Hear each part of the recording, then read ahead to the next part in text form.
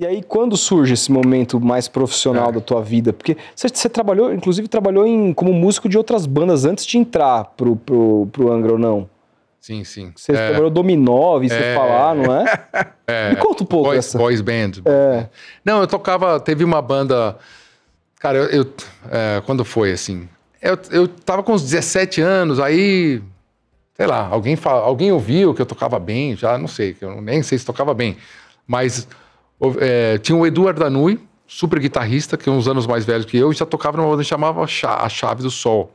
A Chave. E aí me chamaram pra tocar lá no lugar, entrar no lugar dele. Foi a primeira coisa um pouco mais profissional. Tinha uma banda lá também que chamava Legalize, que precisava de guitarrista, foi lá tocar, tocava nos pubs aqui em São Paulo. E tá assim, né? Barzinho e tal. Som próprio. E aí comecei a fazer... E aí a gente fazia alguns shows nesse barzinho. E o Afonso do Dominó gostava... Tinha o Vander Tafo também, tinha uma escola de música, o IGT. O Vander Tafo era o guitarrista do Rádio Táxi, era um cara pop, né? De uma banda pop, mas tocava incrivelmente bem. Tinha um super equipamento e tal. E ele teve a banda Tafo, que também fazia uns super shows, que era a nossa... um pouco a referência, assim. E aí o Afonso do Dominó me viu tocando. Eles estavam montando uma banda pra tocar ao vivo. Que até então os caras dançavam no playback.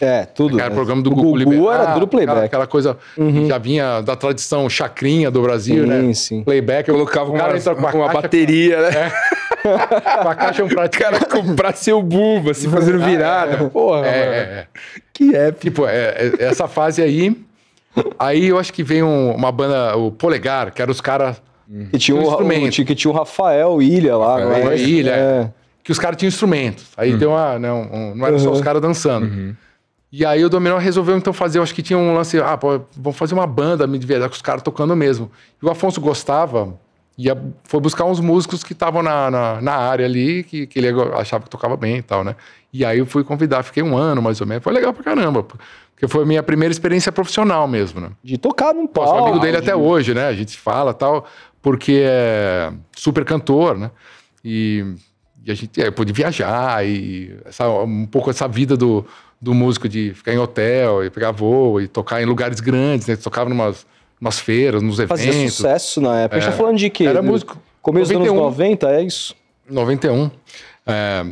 Então começa assim, e aí e o Supla também. Eu vou tocar com o Supla. Fui tocar com o Supla um pouco. Também grande fãzão do Supla ali, foi legal demais. Um cara legal, parece. 91, né? Mais ou menos mesmo ano, assim, 90, 91, né?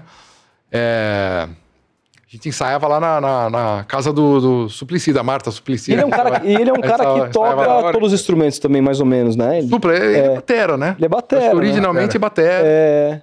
Ele toca com o irmão dele, né?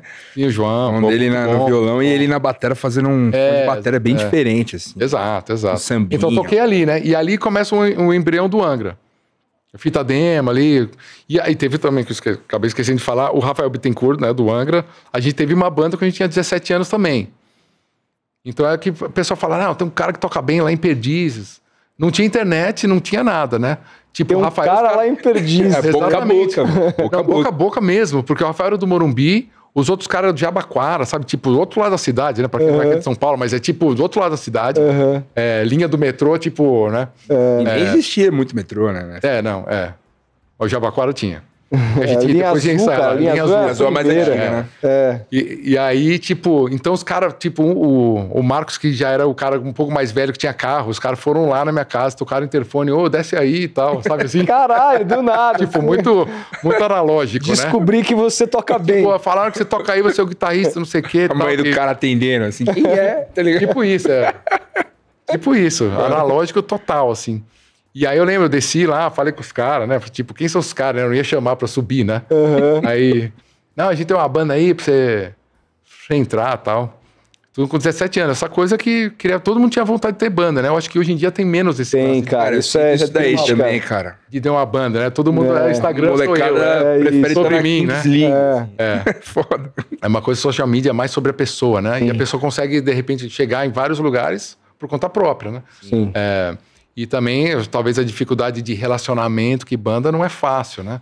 E eu acho que também tem uma questão que a música, o Regis fala muito isso, virou muito trilha sonora do que você tá fazendo. Antigamente a gente parava mais pra ouvir, cara. Antigamente a gente parava pra botar um... Não, só Antigamente não, eu faço isso até hoje. Só mas... esse lance que ele falou de todo o trajeto que ele fazia pra ir até o centro, comprar a revista. Isso mostra um apreço pela música. Isso se reflete também com a questão de discos, né? De você ir até também o centro, comprar discos, olhar a galeria capa. do rock pra ver. Hoje em você dia... não... Cara, tinha menos grana, tem um lance de ter menos grana, era menos acessível as coisas, né? Porque hoje em dia tem mais coisa, né? O capitalismo trouxe, tipo, abundância em várias coisas, assim, né?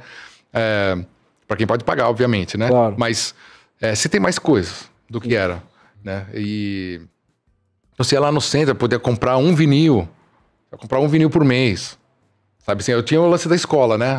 Que eu pegava na biblioteca. Mas você ia comprar, o teu mesmo que você ia comprar, você ia... Ou então você ia numa, sei lá, sei lá, loja americana, não sei, alguma dessas lojas assim que tinham com uns descontos, alguma coisa mais barata, assim, alguma coisa mais popular que de repente você pegar, música erudita, uns jazz, umas coisas assim que geralmente tava de preço pela metade, né? Na época do CD bastante, fazia ia comprar, conhecer, né? Não tinha internet pra você descobrir artista. Não tinha. Entendeu? Então você comprava muito álbum pela capa. Pô, essa capa deve ser, esse som deve ser pelo logotipo dos caras. Então, essas bandas Iron Maiden, Sax, que veio muito pela capa, assim, chamativa, né? E aí você tinha que escolher, assim. Sim. Pode comprar um, né? 1, 2, sei lá. E olhe lá, né? Então você tinha que escolher bem. Então você também não navegava menos por outros estilos, né? De conhecer as coisas, porque... Você não tinha, tipo, o Spotify que você fica passeando por um monte de coisa, descobre, ou YouTube, o que seja, né? E essa banda que você fez com o Rafael lá com 17 anos, ela já tinha um som... Ele já tinha a banda. Ele já tinha banda. Era uma banda com um som parecido com o do Angra? Como é que... Era. Não, cantava em português, tanto que algumas músicas foram pro Angra. Tá. A demo do Angra, a primeira, Reaching Horizon, né? Alcançando Horizonte, já tinha essa música em português. Então, algumas músicas foram reutilizadas, digamos assim, né? Dessa banda era talvez um pouco mais hard rock, um pouco mais... Tinha uma banda referência que era o Queensryche, né? Tão conhecida. Não conheço. Que meio que influenciou bastante essa... Eles tocaram no Rock in Rio 91. Quando teve o Guns N' Roses, eles estavam lá. Que eram os músicos mais sofisticados, um pouco mais sofisticados, assim. Era um heavy metal, mas um pouco mais sofisticado. Americano, de Seattle, ali nos anos 90. Um pouquinho antes do grunge. Então, o cara cantando agudo, super legal, tal. Então, era meio que uma referência, talvez, ali. Queen também, sabe? Assim, essa coisa um pouco mais eclética, sofisticada musicalmente. Que pode ser popular, com as melodias bonitas, vai ter um rock and roll também. Sabe, assim, essas referências aí, Pink Floyd, sei lá, música progressiva, Yes... Mas ao mesmo tempo tava também rolando a onda do Viper já. Lá tinha fora. Um Viper. Lá fora ia... Não, o Viper que os caras também... O André Matos estava no Rio Branco também, na mesma escola. E os caras se encontravam na frente, que tinha um colégio Sion na frente e o Rio Branco. Então eu lembro do André, que era mais velho que eu, lá na escola. Porque ele era o único cara de cabelo comprido lá. Entendeu? Chamava atenção. O carinha. Ele tinha aquele óculos assim, né, grosso. E o Bruce Dickinson era meio tinha tingido o cabelo. Tingido não, que é parafinado, assim, ficava meio ruivo, assim, meio. O André fez igual, então é tipo um moleque com cabelo comprido, ruivo, com um óculos assim, né? Então eu lembro e os caras estavam meio ali no bairro ali, e eu lembro de assistir um show de talento. Aí tinha aquele show de talentos da escola, né? Sei. E eles fizeram lá no Rio Branco, que é uma história famosa, que tocaram fogo na cortina, porque o Bruce Dickinson usava uma tocha e o André quis fazer igual, só que ele não enxergava, né, direito, né, sem óculos. E aí a tocha pegou na cortina lá do teatro. Tipo assim, né? Cara. Daquele bons tempos que não tinha um bombeiro, né?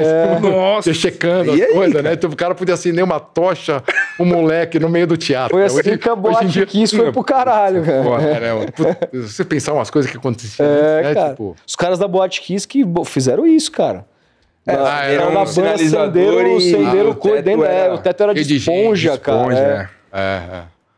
Então, aí tinha um show de talentos, eu lembro de ver o Viper no show de talentos, assim, fala, pô, os caras já tocando os negócios, né? Eu tava no violãozinho, mas a guitarra começando, aprendendo as primeiras coisas, 14, 15 anos. Os caras, eles eram 1, 2 anos mais velhos, então dava diferença, eles já estavam com uma pegada mais profissional, assim, né? Então, Isso, pô, isso influencia você bastante, né? Te dá uma vontade de fazer também, né? E tinha outras bandas brasileiras, Corsos e tal. Tinha um álbum chamado SP Metal, umas bandas que tinham, assim, tocavam nos lugares e ia ver, né?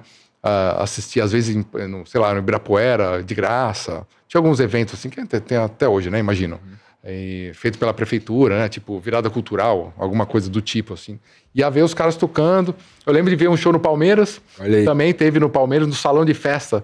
Um show de heavy metal lá no Palmeiras. O Palmeiras teve muito show, né? O Chique Show foi lá, começou lá. Né? Festival de música negra.